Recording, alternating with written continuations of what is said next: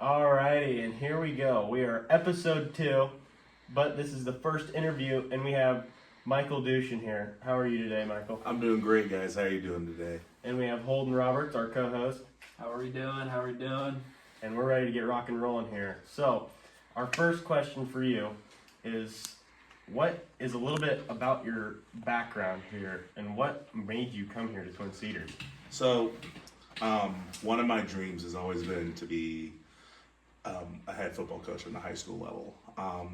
Growing up, grew up in Kansas City, loved playing football, and I'm a massive Bucks fan, so Tampa Bay Buccaneers, go Bucks. You know, Kansas City area, Bucks fan. How'd you get to be the Bucks fan? NFL Blitz. Ooh. You ever played NFL Blitz on N64? That's a fun game. Can't say that we have. Well, you know, if you're into retro gaming, I highly suggest it's something that you do.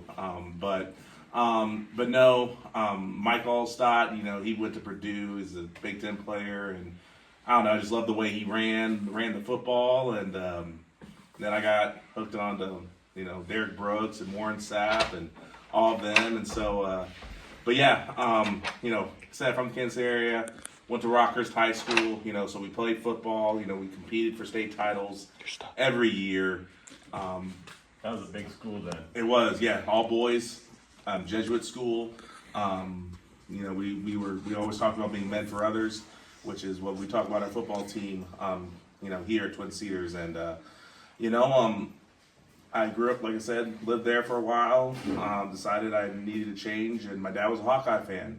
So, Go Hawks, baby, go Hawks. And he graduated, I think it was like 1973, 74, and he's 74 years old now, so, you know, a little bit before our time, obviously, but no, we came up to a Hawkeye game in about 2004 when we had a... Ooh, that was Kirk Ferentz just started there. Yeah, 1999 was his first season, actually. He was getting going, though. Yep, because he had Bob Sanders and Chad Greenway. And, Chad Greenway. Yeah, Chad Greenway played 8-man football. Really? You guys know that? Oh, there you go. What school did you go to? I don't know. Where do you know? Oh, no idea. But no, I don't know what school he went to. But he played 8-man football, and that's why he did a little bit of everything, right? Special teams. He was a big special teams guy. But because some of his best hits came from special teams on punt, when he'd be on the punt team, and then he went on to obviously have a great career with the Vikings. But Chad Greenway, Freddie Russell was amazing. And I actually came up to see them when they played Penn State, and it was the reason my dad brought me to that game was because we thought it was going to be Joe Paul's last football game, but then he ended up coaching for another 5 more years. But it was good experience. I loved it. So I decided, you know, I wanted to change, but I didn't want to be too far from home. So I decided to move up to Iowa in 2014, and been in the Iowa City area for about 10 years. The Kelowna area. So if you're down in Kelowna, go down and go to their bakery. The bakery is one of the best in the state, in my opinion. Some really good stuff.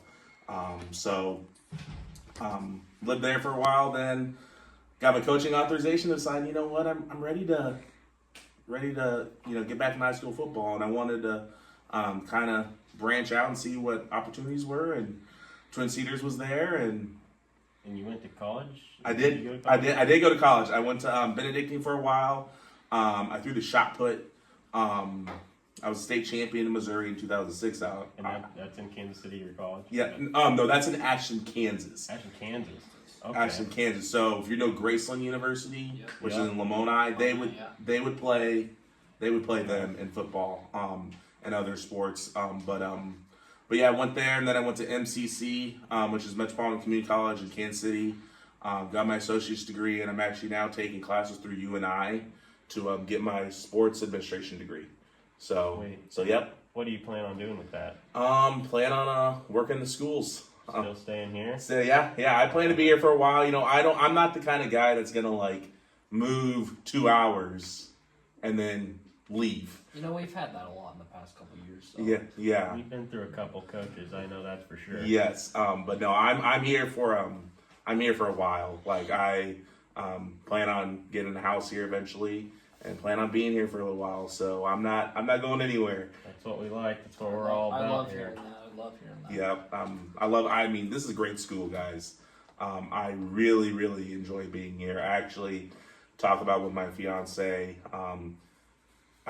I really like it. Of all the decisions I made in my life, this is one of the best decisions I've made. So how big was that school you went to in Kansas City? Rockers? Big? Yeah. Oh yeah, we had over 1,000 boys. It was an all-boys school, 1,000 boys. So what's kind of been the transition going from that big school to a small school like this? So the transition is obviously, it's in this bigger city, right? Kansas City has got millions of people in it. So now going to a school in a town where, everybody knows everybody. Oh, Middle yeah. of a cornfield. Love a little cornfield, but you know what? At the same time, my dad was an Iowa boy. He grew up in Waterloo. Okay. My grandpa fought in World War II, fought in Battle of the Bulge, and was a Purple Heart recipient. So, and like I said, I've been coming up to the Iowa area for all my life, and so was very familiar about how Iowa was, what kind of, that Iowa nice, that work ethic that Iowa has, that I was all familiar with that. And so really the adjustment for me has actually been pretty easy because I love to fish. Ooh. And You mentioned that. I love to fish. I tell everybody here I can outfish you. I can outfish everybody here. I love largemouth bass, but I also go after catfish. I knew you liked the catfish. I talked to you about that one day. I knew you liked that. Yes, yep, love catfishing. But I like to move around when I fish, so that's why I like to go for largemouth bass. I also like wipers, striped bass, hybrids, walleye, lipless crankbaits. It's a big river fisher. Oh yeah, yes. Love dams. Red Rock's perfect. I know, right? Moved to the right area. I know exactly. I mean, and honestly, because I was moving over the summer, I didn't exactly get a chance to really fish outside of Lake Miami. And I went with Coach Diaz. We went out during the summer, and I outfished him by caught 9 fish. He caught 3. So one of them was about a 6-7 pounder. So. I love fishing. I love the country life. I love I love the country life. I love being able to soak in the sun, the fresh air. Love bonfires. I lived in Kelowna for 2 years. So Kelowna, I lived in a farmhouse, lived on a dirt road. So I'm very familiar with this entire lifestyle. So it wasn't really a major change because I've been up here for, like I said, for about 10 years now. And that campfires, fishing, that's something you can bring anywhere and you can feel still like home. Absolutely. No, absolutely. I really love it here. It's just when we play football games, I feel like we're in the field of dreams. The cornfields in the background. You guys can't come out of it too. Old timey uniforms. I know, right? With the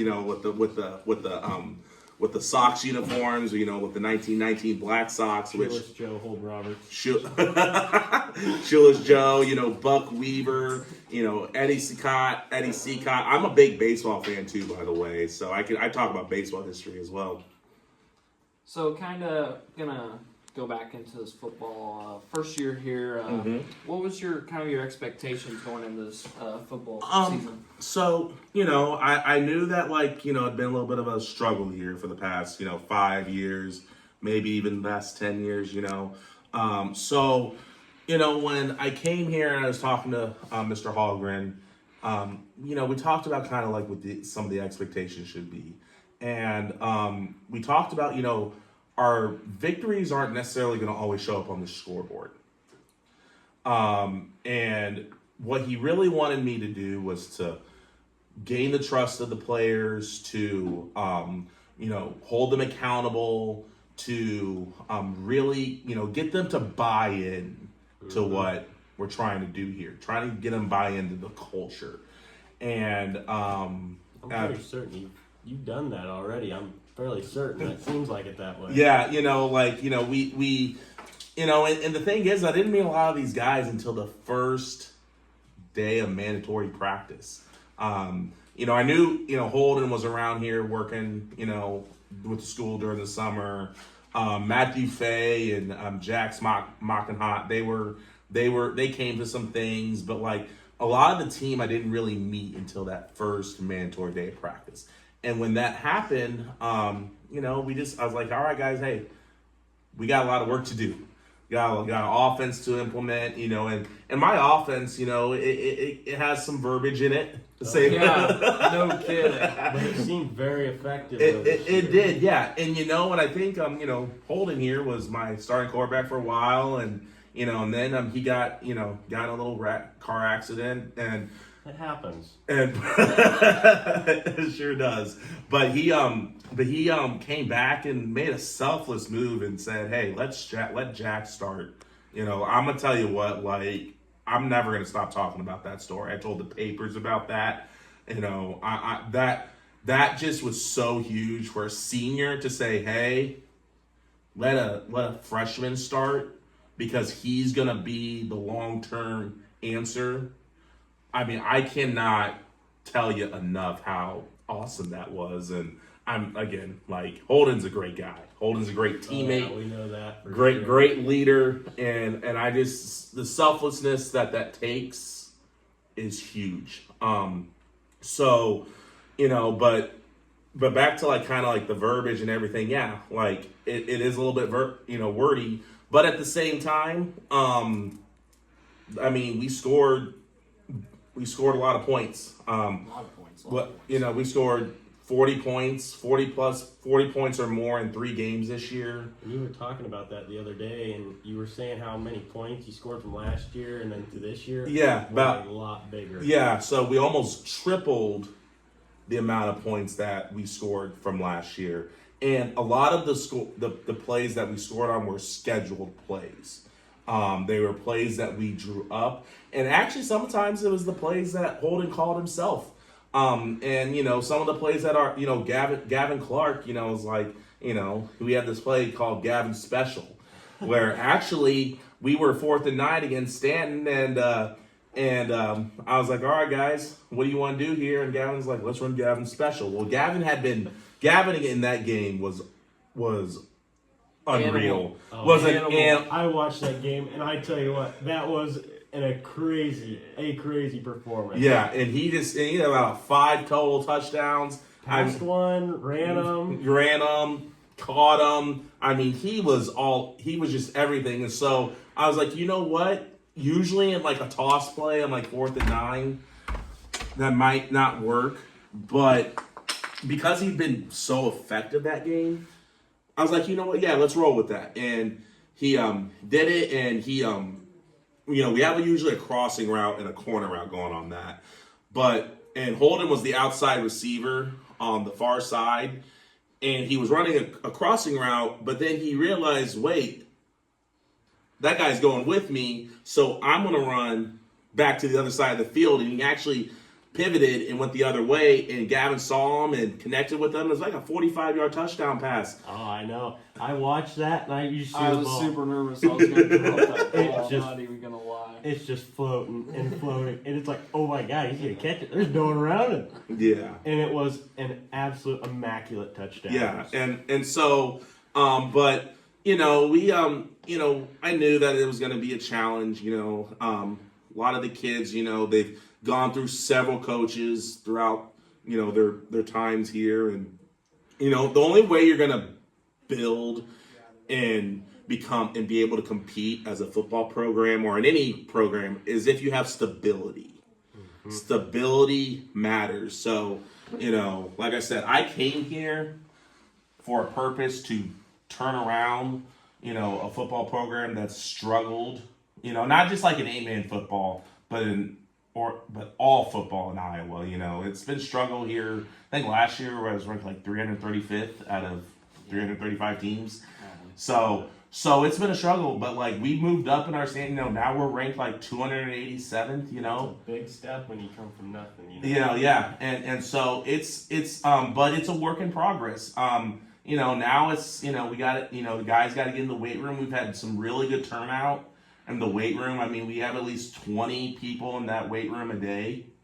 After school, getting into the personal fitness program, the early bird. Yep. Got some weekend stuff going on. Some guys coming in on Mondays. So it's like, though, that's the work that you have to put in order to get to that next level. Because I think now we're at that point where we can compete. Mm-hmm. But ultimately, though, in order to compete with like the Montezumas, the Southeast Warrens, those types teams, we gotta hit the weight room and we gotta put in the work in the off season. Oh yeah. Mm-hmm. So kind of might be wrapping up here. We're about running a little low on time, so we're gonna ask you, what's still something you can see improving, and what's your future goals for the next couple of years here at Twin Cedars? For myself or Twin Cedars? Both. So one of the things I do is I'm self-reflecting after the football season, kind of seeing what works, what didn't work, because I didn't know coming in. So now I'm just kind of reviewing film and going to be seeing, hey, this was good, hey, this was not. Maybe we need to take this out here and there. For the future of this program, I see us being a really big problem for a lot of schools. Like I said, just getting in that weight room, though, is going to be key. Putting in the off-season work is going to be key. So, like we played Moravia, I think the best we've played them in years. Like, I think the last 4 years, they've outscored us 250-12. And this year, their coaches came up to me and they were like, yeah, whatever you're doing, keep doing that, because they were scared we got the ball and we went down the field and scored on them as well, and they started onside kicking because they actually had to beat us by a certain amount of points to make the playoffs, and we made them sweat. So we just gotta keep working, keep putting in the time, and I think we do that, we're gonna be in good shape. Right, when you come from a bigger school like that, and then you come here, you really got to work with what you got and do the best you can. Yep. And that's a big saying, Yeah. You just got to do the best you can with what you got. And I'm going to add this real quick. We talk about Iowa, right? Well, Iowa gets like 3-star recruits, 2-star recruits, or no-star recruits. Well, we're like the 10th smallest school in the state of Iowa. So in order for us to compete, we're going to have to work harder. We're going to have to get in the weight room and build, Right. So yeah, but that's kind of like, I see this as kind of like an Iowa program where we're going to take those kids that are not necessarily like the physically gifted at first, and we're just going to build them and get to the point where we're, by the time they're in their junior year, senior year, they can get after it. Become a program. Yep. That's establishing a program, a consistent winning program. That's what we're doing here. Alrighty.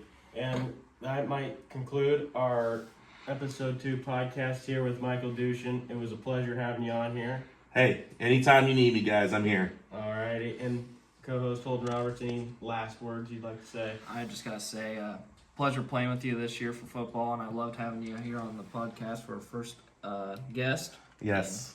I was happy that I'm honored and humbled for that. Seriously, that's means a lot. And we thank you for it. And here we are signing off. I'm Kaden Kloster. And I'm Holden Roberts. And I'm Michael Duschen. See ya.